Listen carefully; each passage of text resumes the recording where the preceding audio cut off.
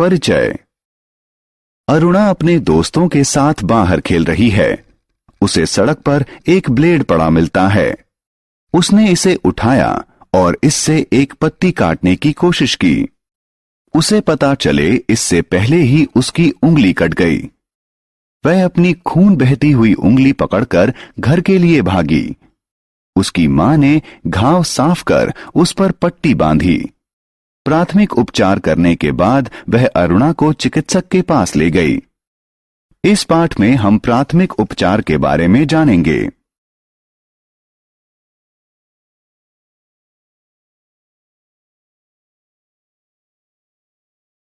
आओ सीखें। आपातकालीन चिकित्सा को परिभाषित करना।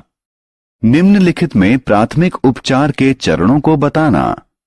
जलने में, चोट लगने में, नाक से खून बहने में, सांप और बिच्छू के दंश में, कीड़ों के दंश में, जानवर के काटने में, हड्डी टूटने में, मोच आने में।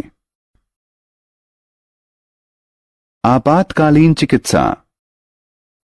एक बुजुर्ग आदमी पार्क में बैठा हुआ था। अचानक ही उसने अपने सीने के बाएं हिस्से में तेज दर्द महसूस किया। शायद उसे हृदयाघात हुआ हो। उसे तत्काल चिकित्सा की आवश्यकता है। किसी रोगी को उसके प्राण या किसी स्थायी घाव से बचाने के लिए दी जाने वाली तत्काल चिकित्सा को आपातकालीन चिकित्सा कहते हैं। गंभीर दुर्घटनाएं, हृदयाघात, दमा का दौरा इत्यादि में आपातकालीन चिकित्सा की आवश्यकता होती है। आइए अब कुछ ऐसे उपचार सीखें जो छोटे घावों की चिकित्सा में काम आ सकते हैं। जलने के लिए प्राथमिक चिकित्सा।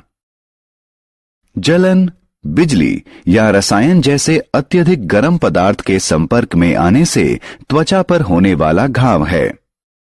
जब एक व्यक्ति जलन से पीड़ित हो तो हमें जलन वाले स्थान पर ठंडा पानी डालना चाहिए या बर्फ रखना चाहिए। सूखे कपड़े से साफ करना चाहिए। जलन वाले स्थान पर जीवाणुरोधक मलहम लगाना चाहिए। चोट के लिए प्राथमिक चिकित्सा। त्वचा के कट जाने, फट जाने या उसमें छेद हो जाने से होने वाले घाव को चोट कहते हैं। जब चोट से खून निकले तो चोट को साफ पानी और साबुन से धोएं। जीवाणुरोधक मलहम लगाएं। चोट को पट्टी से ढकें। नाक से खून बहने पर प्राथमिक उपचार। नाक में स्थित रक्त वाहिकाओं के फट जाने से नाक से खून बहने लगता है। नाक से खून बहने पर हमें व्यक्ति को बैठाकर आगे की तरफ झुका देना चाहिए। नाक के नरम हिस्से को अंगूठे और तर्जनी से पकड़कर तब तक बंद रखना चाहिए जब तक खून बहना बंद न हो जाए।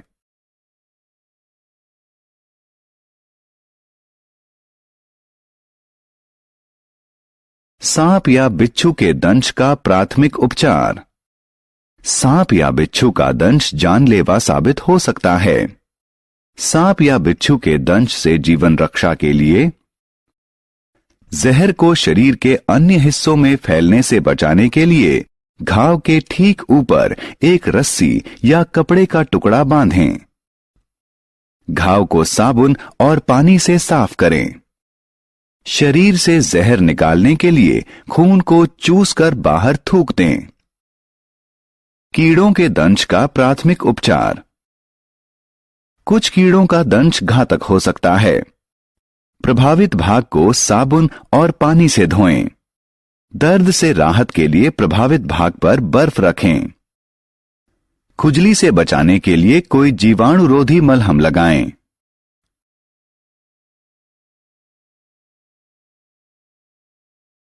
जानवरों के काटने पर प्राथमिक उपचार। कभी कभी जानवरों का काटना बहुत गंभीर हो सकता है। कुत्ते या बंदर के काटने से रेबीज हो सकता है। किसी जानवर के काटने के बाद हमें साफ कपड़े से जानवर की लार को साफ करना चाहिए। घाव को साबुन और पानी से अच्छी तरह साफ करना चाहिए। घाव पर जीवाणुरोधक मलहम लगाना चाहिए। चिकित्सक की सहायता लेनी चाहिए। हड्डी टूटने पर प्राथमिक उपचार। किसी हड्डी के टूटने को अस्थि भंजन कहते हैं। जब कोई व्यक्ति अस्थि भंजन से पीड़ित हो तो हमें सूजन और दर्द कम करने के लिए हड्डी टूटने वाले स्थान पर बर्फ लगाना चाहिए। रोगी को स्थिर रखें और घाव वाले स्थान को खमाची का सहारा देना चाहिए। चिकित्सक से तत्काल संपर्क करना चाहिए। मोच के लिए प्राथमिक चिकित्सा। मोच अस्थिबंधों के संधियों के चारों तरफ उनकी क्षमता से ज्यादा खिंच जाने के कारण होती है।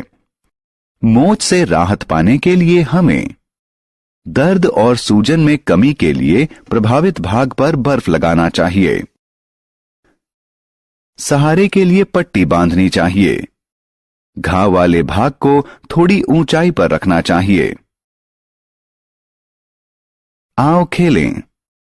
स्तंभ क और ख की सामग्री का सही मिलान करें।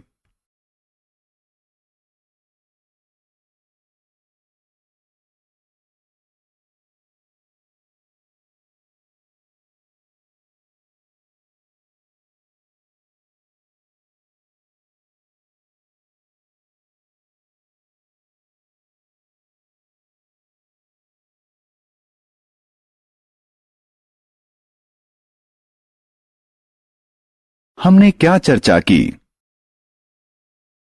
किसी रोगी को उसके प्राण या किसी स्थायी घाव से बचाने के लिए दी जाने वाली तत्काल चिकित्सा को आपातकालीन चिकित्सा कहते हैं। बिजली या रसायन जैसे अत्यधिक गर्म पदार्थ के संपर्क में आने से त्वचा पर होने वाला घाव जलन कहलाता है।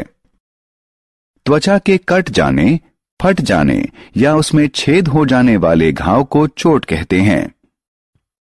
नाक से खून तब बहता है जब नाक में स्थित रक्त वाहिकाएं फट जाएं।